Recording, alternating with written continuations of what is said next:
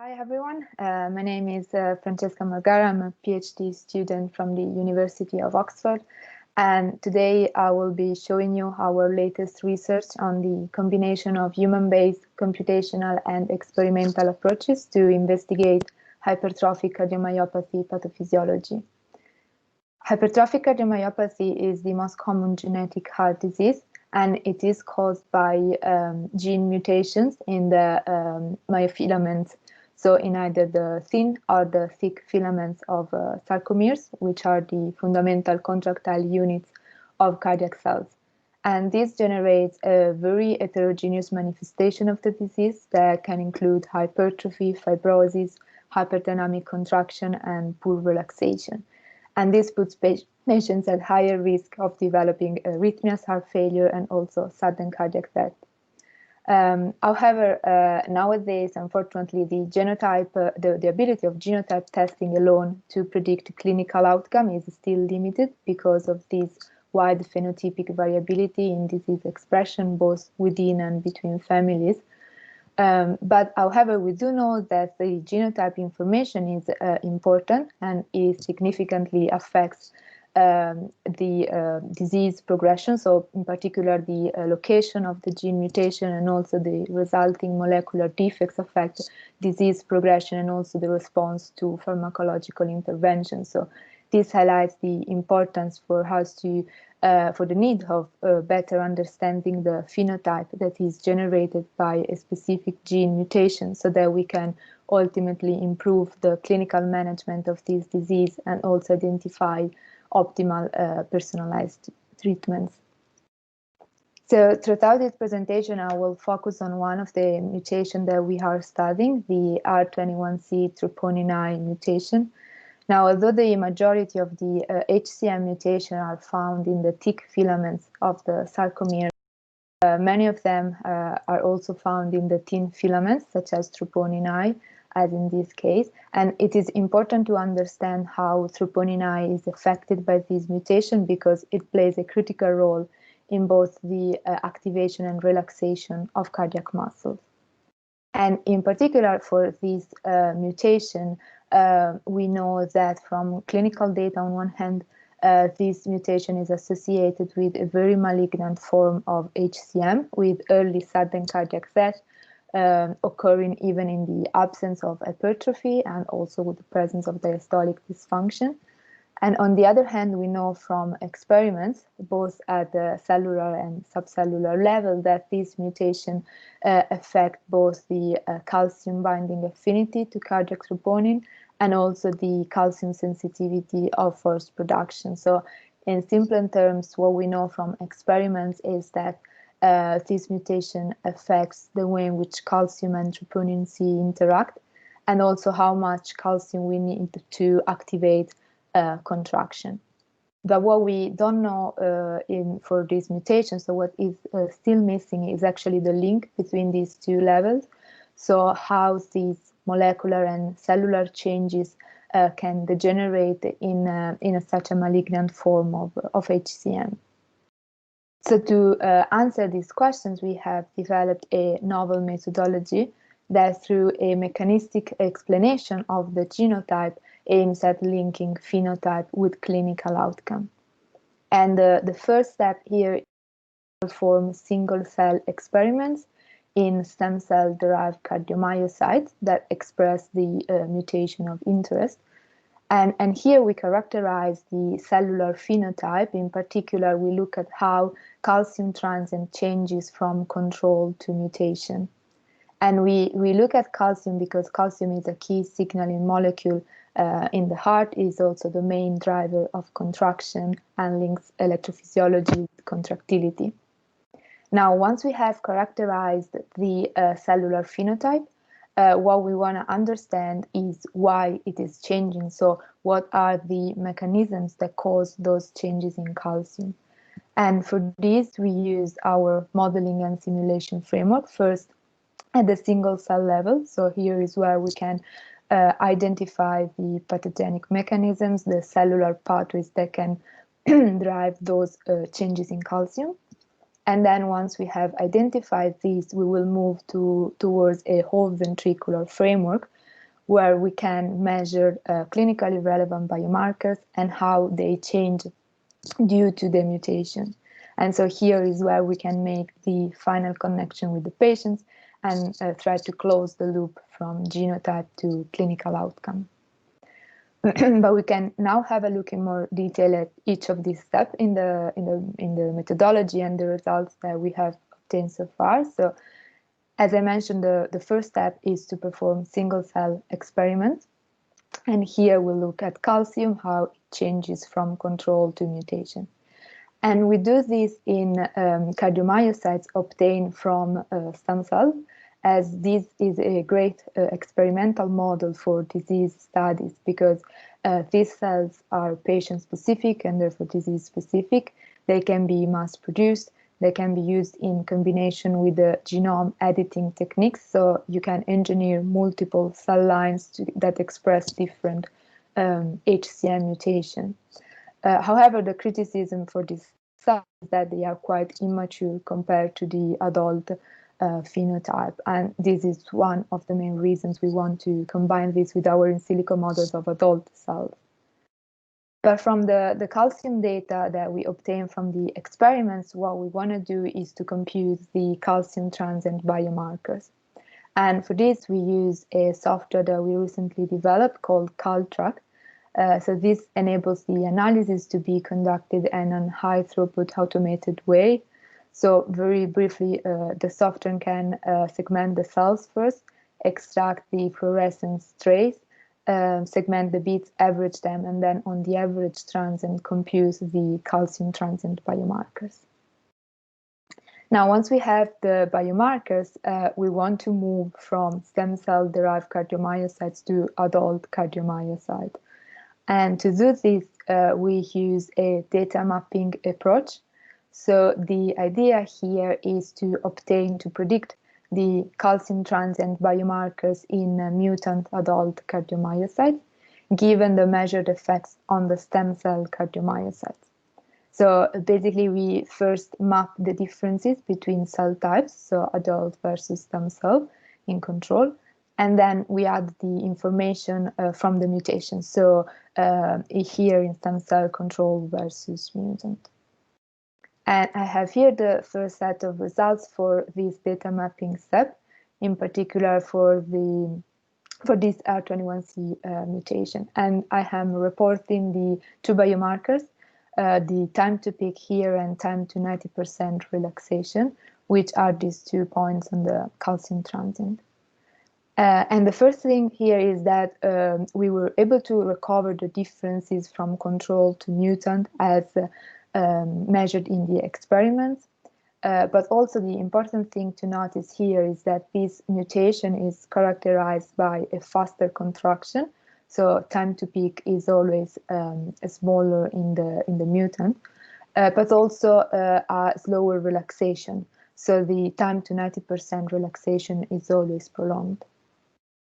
So we ask what is actually causing this faster contraction and slower relaxation compared to control. And our hypothesis is that the faster contraction can be explained by increased calcium affinity of troponin C and slower relaxation by increased calcium sensitivity of force production. So at this point, we want to test this hypothesis, and we are going to use our single cell modeling and simulation framework. And in particular here, we are using the electromechanical model we recently published. So this has a biophysically detailed description of electrophysiology as well as contractility. And in particular for the contractile machinery of the cell, we adopt the LAND model, which, as you can see here, describe both the calcium activation of thin filaments as well as the cross-bridge cycling, so the contribution of the thick filaments. And we can simulate the effect of the mutation based on our hypothesis by varying two modulus parameters that are the ones that regulate how calcium binds to troponin C, and then this activates contraction. So we can vary these two parameters and study the effect that this has on cardiac, on cellular electromechanical function. But we didn't only test this in one single model. We adopted a population of model approach. So from that single model, we first constructed a population of control adult cardiomyocytes. And here you have the action potential and calcium transient traces for the models accepted in the population in green. So from this population, we apply a mutation-specific pathogenic remodeling, as I explained in the previous slide. And so we obtain a population of mutant adult cardiomyocytes. But in particular, here in this population, we only retained those models that had calcium biomarkers in agreement with the calcium biomarker distributions as obtained from the data mapping. So through these calibration steps, basically, we are only retaining those models that replicate the observed calcium phenotype. And the main output of this approach is to, first of all, understand if our hypothesis is correct, and also the entity of the remodeling that we had to apply in order to recover the observed phenotype. Now, for the R21C mutation, this approach shows that our hypothesis was correct, and indeed this phenotype is consistent with a simultaneous increase in calcium sensitivity of force production as well as calcium affinity of troponin C. And in fact, this generates, as you can see here, for just one representative model in the population, both the faster contraction and slower relaxation that we were expecting. Now, the important question here is what is the pathogenic role of these identified changes in calcium? So what is the consequences for cardiac electromechanical function? And first of all, we can see both in simulation here and experiments here that these changes in calcium lead to an hypercontractile phenotype associated with poor relaxation. So here I have the simulated active tension, and here the measured sarcomere shortening in the experiment, and both of them show a hypercontraction and poor relaxation. And we know that these are very much related to diastolic dysfunction and hypertrophy. But on the other hand, if we think about cell electrophysiology, what we can see is that for some model in the population, for example, this one here, the pathogenic remodeling has a very deleterious effect on calcium. And so here the calcium transit is significantly prolonged. And also these sustained calcium levels, we know that they can act as a trigger, as a start for a signaling cascade that has been hypothesized to be the cause of the ionic remodeling that we know causes arrhythmias in HCM patients. So I think here what it would really be interesting to investigate next is the relationship between all these possible outcomes, so arrhythmias, diastolic dysfunction, and hypertrophy. And the way we want to do this now as next step in this project and to ultimately explain the clinical phenotype is to look at them by using our human biventricular stimulations framework. And as I mentioned at the beginning, this would mean to include the cellular pathogenic remodeling that we have identified before to drive the observed phenotype for this mutation, and then integrate them in this 3D model. And specifically, what we would study here is how the presence or absence of hypertrophy can actually modulate the interplay between arrhythmogenesis and diastolic dysfunction for these particular patients. So in summary, what I've shown you is our combined human-based computational and experimental approach for inherited cardiomyopathies. The aim here is to mechanistically explain the phenotype driven by a specific HCM gene mutation as a step towards the improved clinical management of the disease and more personalized treatment. Now, in particular for the troponin I R21C mutation, I've also shown you that a multifactorial remodeling must be considered to explain the measured phenotype. So we need to consider both an increased calcium affinity of troponin C, as well as increased calcium sensitivity of force production if we want to recover the full phenotype. So what we'll be doing next is to further investigate this population, in particular its arrhythmia susceptibility, diastolic function, and also the response under beta-adrenergic stimulation, which are all important aspects to consider when we think about these HCM patients. And then there will be the link between cell level results with clinical phenotype through the human biventricular simulations, with the ultimate goal to identify optimal pharmacological therapies for these patients. So thank you very much for your attention. I also wanted to thank my supervisor, Alfonso Bueno, Robin Blanca Rodriguez, and also Christopher Topfer and Jan Gobsaras, who performed the stem cell experiments and also provided the data. So thank you, and happy to take any questions. Yes, thank you very much. Any questions from the audience? All right, Pablo. No, Pablo. Let Philip start first. Philip, can you ask the question?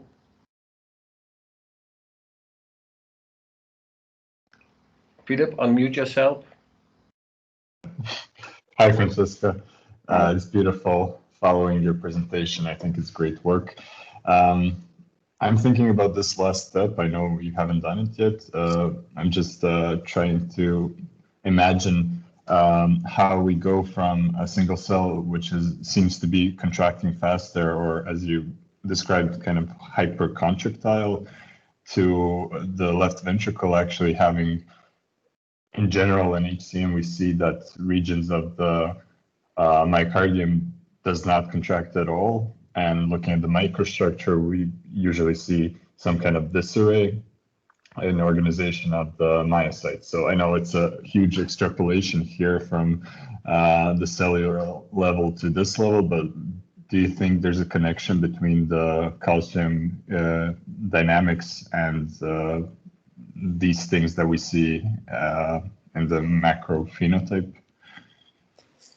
Yeah, so that's definitely an interesting point. So I think probably, so the calcium phenotype relates to the contractile phenotype, as I've shown in here, by generating a very hypercontractile. So the magnitude of the contraction is bigger, and this was also reported in the experiments.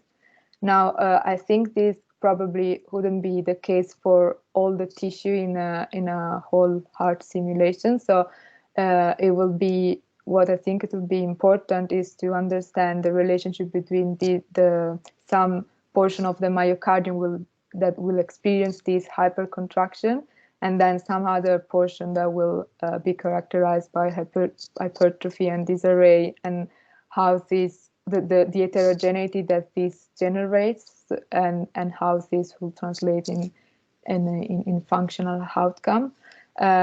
So yeah, I think that, and we will see that in the simulations. But I think some of this hypercontractile phenotype has also been reported as a clinical phenotype.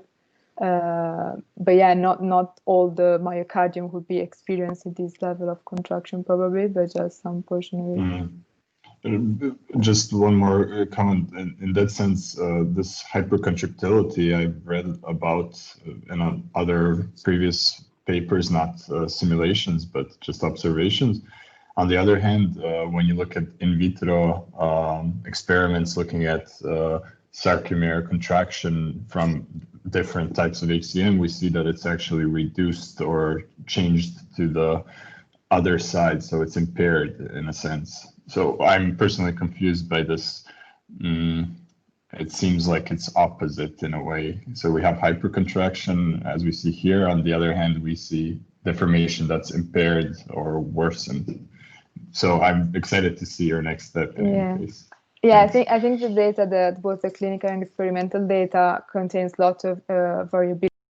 But definitely there are a set of mutations, especially the one in the thick filaments, so the myosin mutation that cause hypercontractile, and there were very recent studies showing the mechanism, so the way in which actually myosin states are affected and how this leads to hypercontractile. Now, from here, which is HiPS or animal myocytes, to the clinic is a big jump. So hopefully with the modeling and simulation, we'll be able to provide more insight on this. Great. Thanks. Amazing work. Congratulations. Thank you, Philip. And I think a part of the question will also be answered by the adrenergic response, right, Francesca? Because you will do like an exercise kind of simulation. And we know that during exercise, there are much more arrhythmias to be expected. Yeah. So next to the spatial distribution that Philip mentioned, there might also be a stress or loading conditions. But I felt that you were investigating that. Please, Cristobal, your question. Hi, Francesca.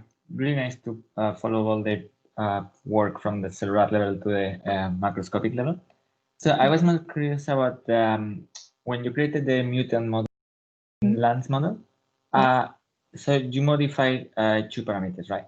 Because the KOF and the calcium sensitivity. Do you modify them like to single values? I mean, like, did you try a range then to see how that changes the results later, or was it a value based on the literature? So we from literature data we hypothesized that these both